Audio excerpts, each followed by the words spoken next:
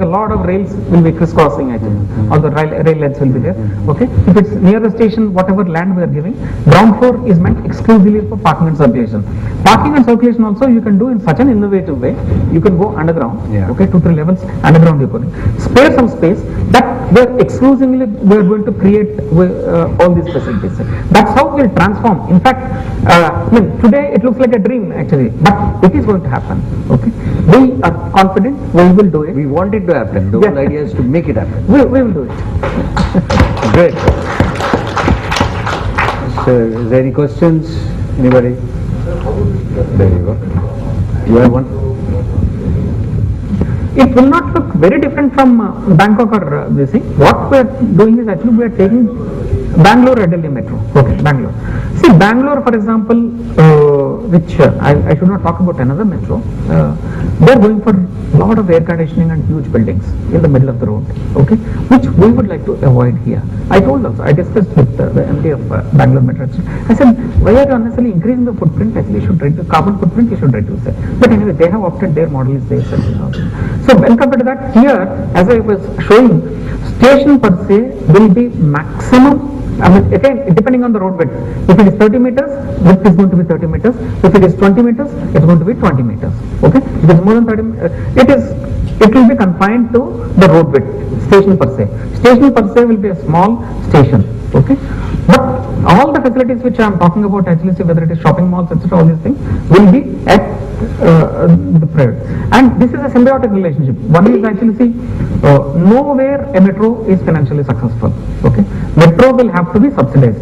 For example, American cities, $30 billion per annum actually they spend on their basically metro rail systems and bus systems to let their cities livable and function. Okay, but we can't afford in India like that. So what we are doing is actually air rights we are allowing to exploit. Okay, this again is an interesting feature. Tokyo 70 years ago they allowed it. Okay, you go to Secunderabad railway station. It is a shame that actually most of the yard is used as a public toilet. Open defecation, nowhere in the world it takes place. Only in India it takes place. Okay, open urination, nowhere in the world it takes place. Only in India it takes place. Okay, whereas Tokyo 70 years ago, what it is actually, you require about maximum 20 meters height, okay, for your crane movement, your train movement, etc., all these things.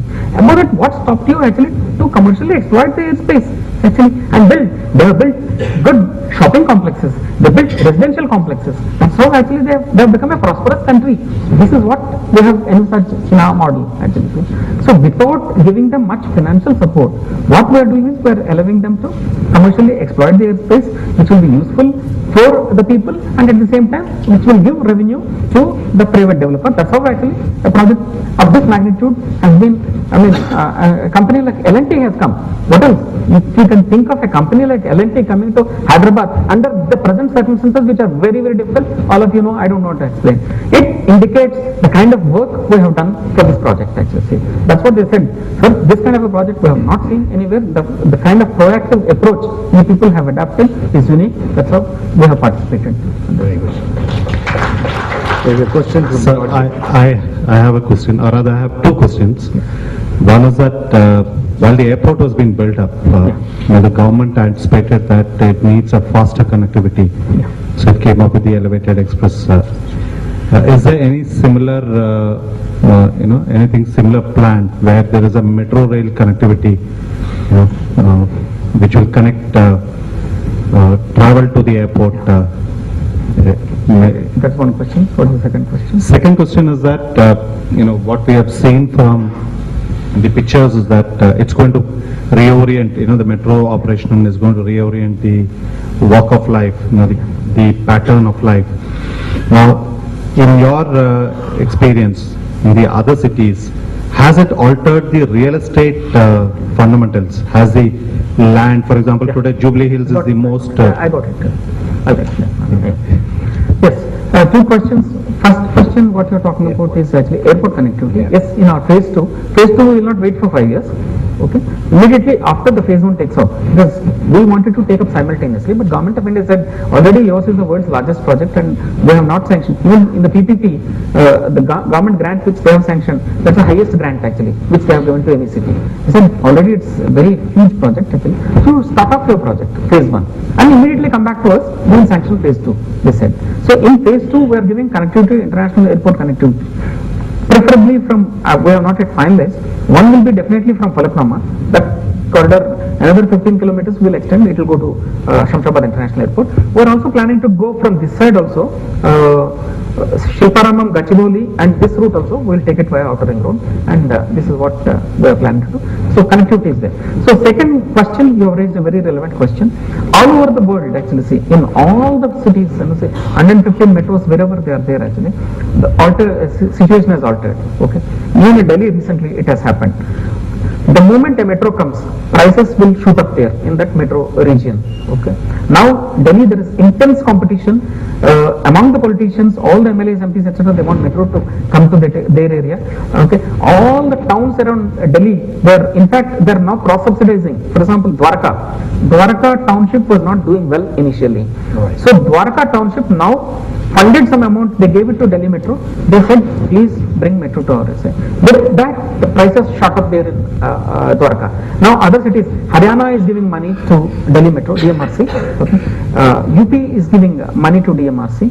That's how actually the extensions are taking place. This is what is going to happen in Hyderabad also. Once this happened all over the world actually, say, all over the world. Normally the prices initially they go by anywhere between 30 to 50% actually, see, in metro areas. I mean, where metro is there. This is the city reorients itself. Right, sir. Sir, Yes. sir, is there any specific reason not considering the area beyond Jubilee bus stand, towards Alwal or towards ECIL? There is no specific reason. As I mentioned, actually, see, initially when the traffic studies were done, okay, these three corridors we have identified. There's otherwise definitely yes. Our plan is in phase 2 we want to take up from Jubilee bus station. We want to take it up to Alwal. That is there, and also demands are there actually. See, to extend Miapur to Patancheru, there is heavy demand actually. That's also a very important corridor. Extension of LD Nagar to Vanaspalipuram, there is a lot of demand. Extension from Shilparamam to Gachibowli and other IT area, huge demand is there. Yeah, but there are so many demands again. We will commence. In fact, Mr. Vishwanath was talking about comprehensive traffic and transportation study where all of us are funding. In fact, GHMC, Metro Rail, all of us are funding. HMDA is coordinating that. It's a 15 crore study. The first report in 6 months we said you please give us for Metro Rail phase 2. You first give your recommendations. So we will definitely. There is no specific reason as such.